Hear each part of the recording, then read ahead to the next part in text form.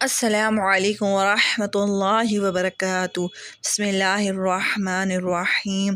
تو پیارے بہن بھائیوں، آج میں آپ کو بلی کی حقیقت بتاؤں گی کہ بلی کی ہمارے اسلام میں اتنی عزت کیوں ہے۔ اللہ تبارک و تعالیٰ نے یوں تو کئی جانور پیدا فرمائے، لیکن بلی جو ہے وہ خاص الخاص باعث برکت مانی جاتی ہے، اور بلی کو امام ابو حنیفہ رضی اللہ تعالی عنہ نے بھی بہت پسند فرمایا۔ بلی جو ہے وہ گھر میں برکت لے کر آتی ہے۔ اس بات کی کیا حقیقت ہے، انشاءاللہ آج کی اس ویڈیو میں آپ کو بتاؤں گی، تو اس ویڈیو کو اسکپ کیے بغیر آخر تک ضرور دیکھیے گا۔ تو پیارے بہن بھائیوں، بلی میں ایسی کیا خاص بات ہے کہ نبی کریم صلی اللہ علیہ وسلم نے ایک بار اپنا لشکر کا راستہ ہی بدل لیا کہ بلی کو تکلیف نہ پہنچے۔ اور یہ بات حقیقت ہے کہ آج کی اس ویڈیو دیکھنے کے بعد آپ ضرور اپنے گھر میں بلیاں پالنے پر مجبور ہو جائیں گے۔ بلی کو کھانا اسلام میں ناجائز اور حرام ہے۔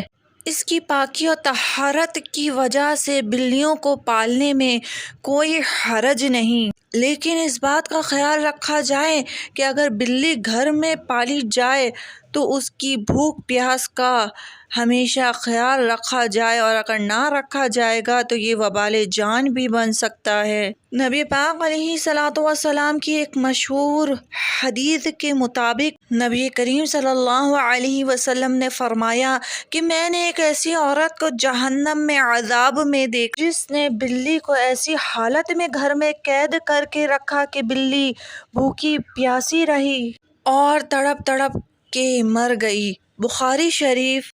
بلی ایک انتہائی چالاک اور ذہین جانور ہے۔ بلی کے متعلق وہ باتیں جو نبی کریم صلی اللہ علیہ وسلم نے ہمیں بتائیں، سائنسدان آج کے دور میں بلیوں میں وہ باتیں ڈھونڈ پائے ہیں۔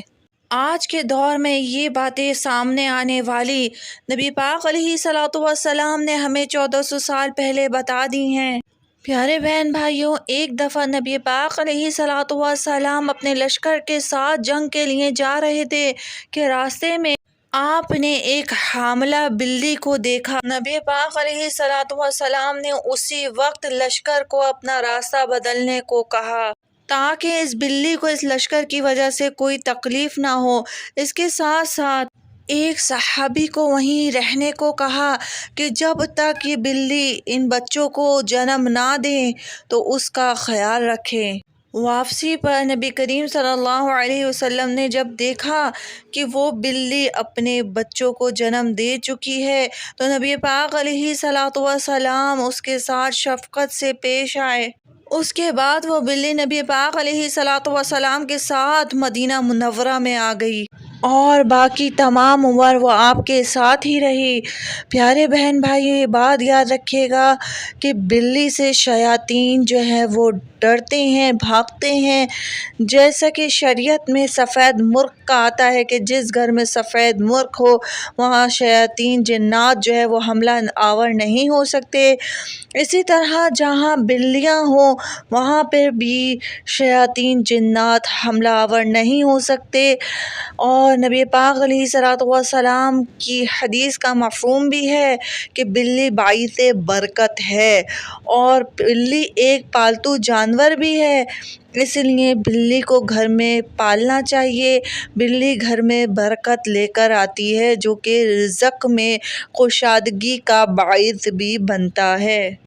ایک بار نبی پاک علیہ الصلوۃ والسلام نماز کے لیے اٹھے تو آپ کی چادر مبارک پر ایک بلی آ کر سو گئی، تو نبی پاک علیہ الصلوۃ والسلام نے اپنی چادر مبارک وہاں سے کاٹ دی اور باقی اٹھا لی تاکہ بلی کو کوئی تکلیف نہ پہنچے۔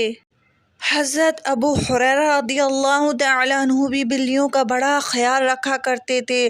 آپ بلیوں کے ساتھ نہایت شفقت اور محبت سے پیش آتے۔ آپ کے پاس بھی جو ہے وہ بلیاں ہوتی اور انہیں باعث برکت سمجھتے، اس لیے آپ کا نام ابو ہریرہ یعنی بلیوں کا باپ والا پڑ گیا۔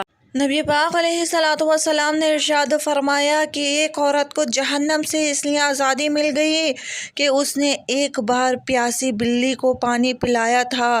تو پیارے بہن بھائیوں، اللہ تبارک و تعالیٰ نقطۂ نواز ہے، کسی نقطے پر بھی بخشش کر سکتا ہے۔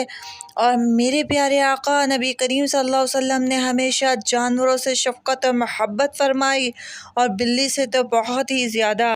حضرت عائشہ صدیقہ رضی اللہ تعالیٰ عنہ سے روایت ہے کہ آپ فرماتی ہیں کہ نبی پاک علیہ الصلوۃ والسلام نے ارشاد فرمایا، یہ بلیاں پلید اور نجس نہیں ہیں، یہ تو تم پر آنے جانے والیاں ہیں۔